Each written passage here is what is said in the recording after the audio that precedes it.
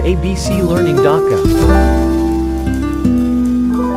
সুপ্রিয় উচ্চ মাধ্যমিক শ্রেণীর ছাত্রছাত্রীবৃন্দ, এবিসি লার্নিং ঢাকার পক্ষ থেকে তোমাদের সবাইকে জানাই স্বাগত। আজকের আলোচনা শুরু করার পূর্বে চলো দেখে নিই আমরা বিগত পর্বে কি নিয়ে আলোচনা করছিলাম। সুপ্রিয় উচ্চ মাধ্যমিক শ্রেণীর ছাত্রছাত্রীবৃন্দ, আশা করি তোমরা সবাই ভালো আছো। গত পর্বে আমরা কি নিয়ে আলোচনা করেছিলাম সেটা কি তোমাদের মনে আছে? হ্যাঁ, যদি ভিডিওটি দেখে থাকো তাহলে অবশ্যই মনে আছে। সেটি হলো আমরা দেখেছিলাম যে হিসাব বিজ্ঞানের সৃষ্টি কিভাবে হয়েছিল, কখন হয়েছিল। আমরা দেখেছিলাম যে প্রাচীনকালে অর্থাৎ আল্লাহ যখন পৃথিবী সৃষ্টি করেছে তখন হিসাব বিজ্ঞানের সৃষ্টি হয়েছে এবং আমরা ব্যাখ্যা করেছিলাম। এবং প্রাচীন যুগে মানুষ যখন গুহায় বাস করত তখনও হিসাব বিজ্ঞান তারা গণনার মাধ্যমে ব্যবহার করত। এবং পরবর্তীতে দেখলাম কিভাবে আধুনিক হিসাব বিজ্ঞানের সৃষ্টি হলো এবং এর জনককে এবং বর্তমানে হিসাব বিজ্ঞান কীভাবে ব্যবহার হচ্ছে এই বিষয়ে খুঁটিনাটি তোমাদের সাথে আমরা আলোচনা করেছিলাম। আশা করি ভিডিওটি দেখেছো। না দেখে থাকলে অনেক কিছুই মিস করবে। এই ভিডিওটি দেখার পরে অবশ্যই সেটি দেখে নেবে। সুপ্রিয় ছাত্রছাত্রীবৃন্দ, তাহলে চলো আজকে দেখি তোমাদের জন্য কি থাকছে। তার পূর্বে তুমি যদি নতুন ভিউয়ার হও অবশ্যই চ্যানেলটি সাবস্ক্রাইব করো, লাইক, কমেন্ট এবং শেয়ার দিয়ে সবাইকে দেখার সুযোগ করে দাও। তাহলে চলো দেরি না করে আমরা শুরু করি আজকের পর্ব। সুপ্রিয় উচ্চ মাধ্যমিক শ্রেণীর ছাত্রছাত্রীবৃন্দ, তোমাদেরকে শুভেচ্ছা এবং স্বাগত। আজ আমরা আলোচনা করব প্রথম অধ্যায়ের প্রথম পত্রের পর্ব ৩ অর্থাৎ ১.৩ হিসাব বিজ্ঞান তথ্য ব্যবহারকারী, অর্থাৎ হিসাব বিজ্ঞানের তথ্য কারা ব্যবহার করে। ইতিমধ্যে আমরা জেনেছি হিসাব বিজ্ঞান কি, একটি ব্যবসায়ের ভাষা, এবং হিসাব বিজ্ঞানের ইতিহাস দেখেছি কখন হিসাব বিজ্ঞানের সৃষ্টি হয়েছে। এবং আধুনিক হিসাব বিজ্ঞানের সৃষ্টি দুতরফা দাখিলা পদ্ধতি, যেটা 1494 সালে লুকা পেসিওলি ইতালীয় এক ধর্মযাজক তিনি আবিষ্কার করেছেন। আজকে আমরা দেখব এই হিসাব বিজ্ঞানের তথ্য কারা ব্যবহার করে থাকেন বা কেন ব্যবহার করেন। হিসাব বিজ্ঞানের তথ্য ব্যবহারকারীদের আমরা দুই ভাগে ভাগ করতে পারি। একটা পক্ষকে বলা হয় ইন্টারনাল ইউজার্স বা অভ্যন্তরীণ ব্যবহারকারী, অর্থাৎ যারা প্রতিষ্ঠানের ভিতরে কাজ করেন তাদেরকে বলা হয় অভ্যন্তরীণ ব্যবহারকারী। আর আরেকটা গ্রুপ হলো বাহ্যিক ব্যবহারকারী বা এক্সটার্নাল ইউজার্স, যারা প্রতিষ্ঠানের বাহিরে থাকেন তাদেরকে বলা হয় এক্সটার্নাল ইউজার্স।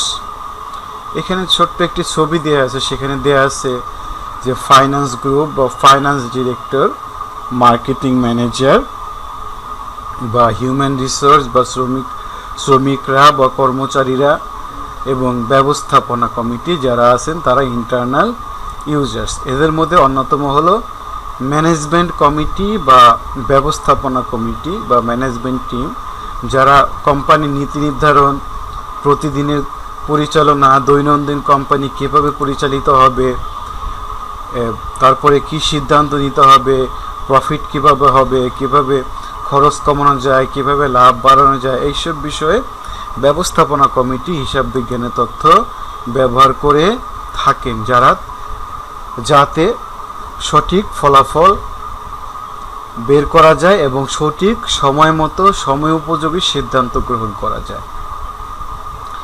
এরপরে আরেকটি গ্রুপ রয়েছেন যারা মার্কেটিং ব্যবস্থাপক বা মার্কেটিং ম্যানেজার, যারা কোম্পানির কী পণ্য বিক্রি হচ্ছে, কিভাবে বিক্রি হচ্ছে, কতটুকু বিক্রি হচ্ছে, বিক্রি বাড়ছে নাকি কমছে, এটার প্রবৃদ্ধি কত, এইসব বিষয়ে সিদ্ধান্ত গ্রহণের জন্য যারা বাজারজাতকরণে নিয়োজিত রয়েছেন তারা হিসাব বিজ্ঞানের তথ্য ব্যবহার করে থাকেন, যে কতটুকু সেলস হয়েছে, কতটুকু সেলস হলে, কতটুকু বিক্রয় হলে কতটুকু প্রফিট হয়, এই সকল বিষয়ে সিদ্ধান্ত গ্রহণের জন্য মার্কেটিং ব্যবস্থাপক হিসাব বিজ্ঞানের তথ্য ব্যবহার করে থাকেন এবং ইনাকে আভ্যন্তরীণ বা ইন্টারনাল ব্যবহারকারী বলা হয়। এরপরে আমি যদি উৎপাদন ব্যবস্থাপক বলি, যে কতটুকু পণ্য আমি উৎপাদন করব, কোন পণ্য উৎপাদন করব, কোন পণ্য বেশি চাহিদা, কোন পণ্যের কম চাহিদা, কোন পণ্যের যোগান বেশি, কোন পণ্যের সরবরাহ কম, এই সকল বিষয়ে সিদ্ধান্ত গ্রহণের জন্য যারা উৎপাদনে নিয়োজিত আছেন তারা হিসাবের তথ্য ব্যবহার করে থাকেন যে কোন পণ্যটি বেশি বিক্রি হচ্ছে, কোন পণ্যটি কম বিক্রি হচ্ছে, কোনটা বেশি লাভজনক, এই বিষয়ে সিদ্ধান্ত গ্রহণের জন্য উৎপাদন ব্যবস্থাপক বা প্রোডাকশন ম্যানেজার হিসাব তথ্য ব্যবহার করে থাকেন। এছাড়াও রয়েছেন সবচেয়ে ইম্পর্টেন্ট, যে আমি উৎপাদন করব, বিক্রি করব, আমি কর্মীদের বেতন দেব, কোম্পানি বড় করব, এক্সপান্ড করব, এই বিষয়ে সিদ্ধান্তের জন্য আমার অর্থের প্রয়োজন। অর্থের যোগান কিভাবে আসবে সেই বিষয়টি দেখার জন্য ফাইন্যান্স ডিরেক্টর বা অর্থ পরিচালক বা যারা অর্থ পরিচালনায় নিয়োজিত আছেন, কোন সোর্স থেকে আমি টাকা সংগ্রহ করব, কোন ব্যাংক থেকে অর্থ সংগ্রহ করব, কিভাবে ব্যাংকে টাকা জমা রাখবো, কোন সোর্সে টাকা জমা রাখলে আমার বেশি লাভ হবে, কোন সোর্স থেকে বা কোন উৎস থেকে টাকা সংগ্রহ করলে আমার কম খরচ পড়বে, সুদের হার কম পড়বে, এই সকল বিষয়ে কিভাবে আমি অর্থকে সঠিকভাবে পরিচালনা করতে পারি এই বিষয়ে সিদ্ধান্তের জন্য অর্থ পরিচালক হিসাব তথ্য ব্যবহার করে থাকেন। এছাড়া রয়েছেন কর্মচারী কর্মকর্তা, কোম্পানি যারা অফিসার্স রয়েছে, যে কোম্পানির কতটুকু লাভ হলো, কতটুকু লোকসান হলো, কোম্পানি কতটুকু অগ্রগতি হচ্ছে, তাদের বোনাস কেমন হবে, বেতন কেমন হবে, ভাতা কেমন হবে, অন্যান্য সুযোগ সুবিধা কেমন হবে, কোম্পানি যদি প্রফিট দেওয়া হয় বা মুনাফা দেওয়া হয় বা বেতন বাড়িয়ে দেওয়া হয় তাহলে কর্মচারীরা কীভাবে সঠিক মতো কাজ করতে পারে, উৎসাহের সাথে কাজ করতে পারে, এই সকল বিষয়ে সিদ্ধান্ত গ্রহণের জন্য কোম্পানির কর্মকর্তা কর্মচারী যারা রয়েছেন তারা প্রতিষ্ঠানের হিসাব তথ্য ব্যবহার করে থাকেন। তাহলে এদেরকে আমরা প্রধানত বলতে পারি আভ্যন্তরীণ ব্যবহারকারী। আমরা একটু আবার দেখে নেই কারা আভ্যন্তরীণ ব্যবহারকারী বা internal users: management committee, marketing ব্যবস্থাপক, উৎপাদন ব্যবস্থাপক, অর্থ পরিচালক, কর্মকর্তা কর্মচারী, কোম্পানি যারা অফিসার্স এবং অন্যান্য যারা কোম্পানিতে ইন্টারনালি নিয়োজিত রয়েছেন তারা কোম্পানির অভ্যন্তরীণ তথ্য বা হিসাবের অভ্যন্তরীণ তথ্য বা হিসাব বিজ্ঞানের তথ্য ব্যবহার করে থাকেন। এখন আমরা দেখব বাহ্যিক ব্যবহারকারী বা এক্সটার্নাল ইউজার্স কারা। অনেক এক্সটার্নাল ইউজার্স বা বাহ্যিক ব্যবহারকারী রয়েছে যারা কোম্পানির তথ্য ব্যবহার করে থাকেন তাদের নিজেদের সুবিধার জন্য। এখানে একটি ডায়াগ্রাম দেয়া আছে, সেখানে দেয়া আছে ইনভেস্টর্স, দেন ক্রেডিটর্স, ডেটর্স, এরা কোম্পানির তথ্য ব্যবহার করে। সো এক্সটার্নাল ইউজার্স এর মধ্যে প্রথমত আমরা বলতে পারি মালিক পক্ষ বা বিনিয়োগকারী, অর্থাৎ যারা প্রতিষ্ঠানে টাকা বিনিয়োগ করে কোম্পানি সৃষ্টি করেছেন বা প্রতিষ্ঠিত করেছেন, যাদেরকে ইনভেস্টর্স বলা হয় বা কোম্পানির মালিক বলা হয়। যেমন তারা কোম্পানির হিসাব বিজ্ঞানের তথ্য ব্যবহার করে থাকেন। এখানে আমাদের বাংলাদেশের কয়েকজন বিশিষ্ট শিল্পপতির ছবি দেওয়া আছে, যেমন সালমান এফ রহমান, উনি বেক্সিমকো গ্রুপের প্রতিষ্ঠাতা বা চেয়ারম্যান। তারপরে লতিফুর রহমান, যেমন প্রথম আলো বা ট্রান্সকোপ গ্রুপের চেয়ারম্যান। এখানে রয়েছেন একে আজাদ প্রোডাক্টসের মালিক। এরা কোম্পানির বিনিয়োগ করেছেন বা ছোট কোম্পানিকে আস্তে আস্তে বড় করেছেন। যারা মালিক পক্ষ হিসেবে কাজ করে থাকেন তারা হিসাব বিজ্ঞানের তথ্য ব্যবহার করেন, যে কোম্পানি কতটুকু বৃদ্ধি পেল, কীভাবে প্রসার হচ্ছে, কোম্পানি লাভ হচ্ছে কিনা, কোন সেক্টরে বিনিয়োগ করলে কোম্পানি অনেক লাভ হবে, এই সকল বিষয়ে সিদ্ধান্ত গ্রহণের জন্য কোম্পানির মালিক পক্ষ বা বিনিয়োগকারী হিসাব তথ্য ব্যবহার করে থাকেন। এছাড়াও রয়েছেন পণ্য সরবরাহকারী বা সাপ্লায়ার্স, যারা কোম্পানিতে পণ্য সরবরাহ করে থাকেন। তারা কোম্পানির বা হিসাব তথ্য ব্যবহার করেন যে কোম্পানি লাভজনক কিনা, কোম্পানির সাথে দীর্ঘদিন ব্যবসা বাণিজ্য করা যাবে কিনা, কোন ধরনের পণ্য কোম্পানিতে আমরা নিয়মিত সরবরাহ করে থাকি, যাতে আমরা ওই মোতাবেক বক্তব্য মোতাবেক উৎপাদন বা সরবরাহ করতে পারি।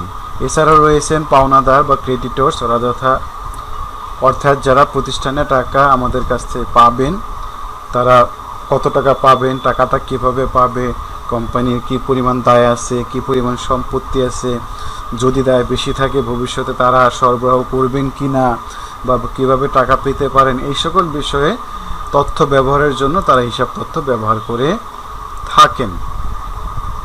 এছাড়াও রয়েছেন ডেটর্স বা দেনাদার, যারা প্রতিষ্ঠান যাদের কাছে টাকা পেয়ে থাকবে সে টাকা কিভাবে সংগ্রহ করা যায় এই বিষয়ে সিদ্ধান্ত গ্রহণের জন্য হিসাব তথ্য ব্যবহার করে থাকেন। আয়কর কর্তৃপক্ষ যারা রয়েছে, যারা ট্যাক্স অথরিটি, কোম্পানি লাভ হলে কী পরিমাণ লাভ হলো, কী পরিমাণ আয় হলো, এই সকল বিষয়ে সিদ্ধান্ত গ্রহণের জন্য কত পরিমাণ ট্যাক্স কোম্পানির কাছ থেকে গ্রহণ করা হবে সেই সকল তথ্য ব্যবহারের জন্য তারা হিসাব তথ্য উপর নির্ভর করে এবং হিসাব তথ্য ব্যবহার করে থাকেন। এছাড়াও রয়েছেন ভ্যাট কর্তৃপক্ষ, কাস্টমস কর্তৃপক্ষ, যারা কোম্পানির, আমরা জানি পণ্য বিক্রি করলে একটি নির্দিষ্ট পরিমাণ ভ্যাট বা মূসক বা কর দিতে হয়, সেই পরিমাণ কত পরিমাণ এটি বের করার জন্য কত পরিমাণ বিক্রি হয়েছে বা কত টাকা ভ্যাট হয়েছে এই তথ্য তারা এই সকল তথ্য তারা হিসাব বিজ্ঞান থেকে বা হিসাব থেকে পেয়ে থাকেন, এই জন্য তারা হিসাব তথ্য ব্যবহার করে থাকেন। এছাড়াও রয়েছে নিয়ন্ত্রণকারী সংস্থা, যারা রেগুলেটরি অথরিটি, যেমন বিএসটিআই, তারা কোম্পানি সঠিক মতো পরিচালনা করছে কিনা, সঠিক ওজনে পণ্য বিক্রি করছেন কিনা, বা সঠিক মেয়াদ আছে কিনা, উৎপাদনের তারিখ দেওয়া আছে কিনা, এই সকল বিষয় দেখার জন্য রেগুলেটরি অথরিটি তার হিসাব তথ্য ব্যবহার করে থাকে। যারা register of joint stock companies এবং ফার্ম যারা বলা হয়, যে সকল নিয়ন্ত্রণকারী সংস্থা কোম্পানি সার্টিফিকেট দিয়ে থাকেন, পরিচালনার সার্টিফিকেট দিয়ে থাকেন, কোম্পানি সৃষ্টি সার্টিফিকেট দিয়ে থাকেন, এই সকল নিয়ন্ত্রণকারী সংস্থাও হিসাব তথ্য ব্যবহার করে থাকেন। তারপরে বাণিজ্য মন্ত্রণালয় বা মিনিস্ট্রি অফ কমার্স এবং সর্বোপরি গণপ্রজাতন্ত্রী বাংলাদেশ সরকার কোম্পানি সঠিকভাবে পরিচালনা করছে কিনা বিভিন্ন বিষয়ে তদারকির জন্য হিসাব তথ্য ব্যবহার করে থাকেন। তো এটি হিসাব তথ্য ব্যবহারকারী আলোচনা করলে দীর্ঘ সময় চলে যাবে, আমরা সংক্ষেপে কিছু পক্ষ দেখে নিচ্ছি। তো সুপ্রিয় ছাত্রছাত্রীরা, পরীক্ষায় এখান থেকে সরাসরি প্রশ্ন তোমাদের আসবে না, হয়তো এমসিকিউ আকারে বা ছোটোখাটো প্রশ্ন আকারে পরীক্ষা আসতে পারে যে নিম্নোক্ত কারা হিসাবের অভ্যন্তরীণ ব্যবহারকারী বা বাহ্যিক ব্যবহারকারী, এভাবে তোমাদের এমসিকিউ প্রশ্ন বা বহু নির্বাচনী প্রশ্ন আসতে পারে। এছাড়া রয়েছে কাস্টমার্স বা ক্রেতা সাধারণ, যে কোন ধরনের পণ্য কোম্পানি বিক্রি করে, কী ধরনের লাভ করে থাকে, বা পণ্যের গুণগত মান কেমন, বা এখন অনেক সচেতন কাস্টমার্স বা ক্রেতা সাধারণ রয়েছে যারা দেখেন যে কোম্পানি যে প্রোডাক্ট উৎপাদন করে সেখানে পরিবেশ দূষণ করে কিনা, বা এগুলো কোনো ক্ষতিকর উপাদান রয়েছে কিনা, কিংবা এগুলা কোনো নিষিদ্ধ পণ্য কিনা, বা এখন এমন একটা প্রোডাক্ট উৎপাদন করা হচ্ছে যেখানে শিশু শ্রম বা অন্য কোনো বিষয় জড়িত আছে কিনা, এই সকল অনেক বিষয় বর্তমানে ক্রেতা সাধারণ অনেক সচেতন, এই বিষয়গুলো তারা বিবেচনা করে থাকেন, সেই জন্য তারা এইসব তথ্য ব্যবহার করে থাকেন।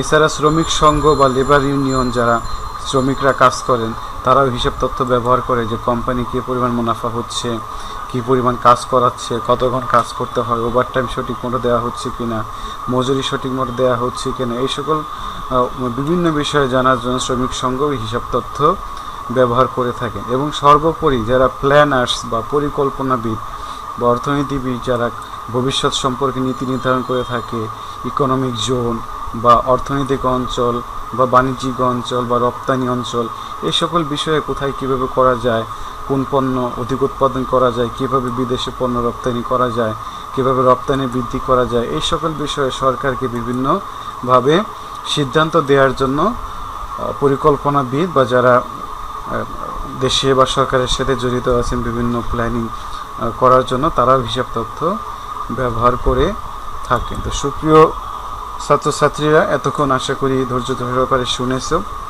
এবং দেখেছো কারা হিসাব তথ্য ব্যবহার করে থাকে। সংক্ষেপে তোমাদের সাথে আলোচনা করলাম। সবাইকে ধন্যবাদ আমাদের সাথে এতক্ষণ শোনার জন্য। সুপ্রিয় ছাত্রছাত্রীবৃন্দ, আশা করি এতক্ষণ ভিডিওটি দেখেছো। ভালো লাগলে অবশ্যই শেয়ার, কমেন্ট এবং সাবস্ক্রাইব করবে। তাহলে চলো দেখে নেই এক নজর আগামী পর্বে তোমাদের সাথে কি নিয়ে আলোচনা করব।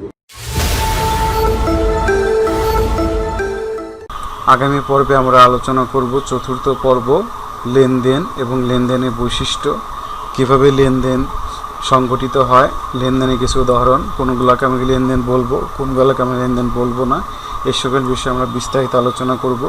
এই পর্বটি খুবই গুরুত্বপূর্ণ লেনদেন বোঝার জন্য। আশা করি কেউই মিস করবে না। সবাই ভালো থাকো, সুস্থ থাকো। সবাইকে ধন্যবাদ।